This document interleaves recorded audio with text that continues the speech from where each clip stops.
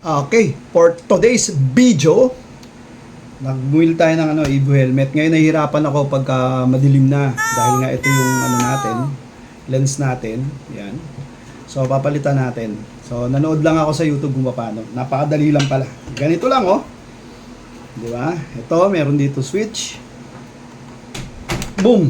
Ganun oh. Nice. Dali oh. Tapos kabila. Boom!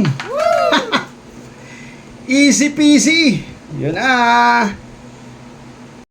So ngayon, ito na ipapalit natin. Ayan, bagong-bago. Kasama to, by the way, pag binili nyo yung Evo helmet VXR 5000. Ito natin. Katulad nung kanina, napakadali lang din. Diba? Isang click. One click.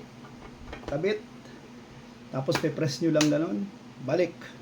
Tadan! Wala. Kaya pwede palang baunin, ano? Pwede nyo siyang dalhin kapag nagra-rides. Yan na. That's it. Boom! Let's go! Rides na! Wow! Tara na mga kamot-mot.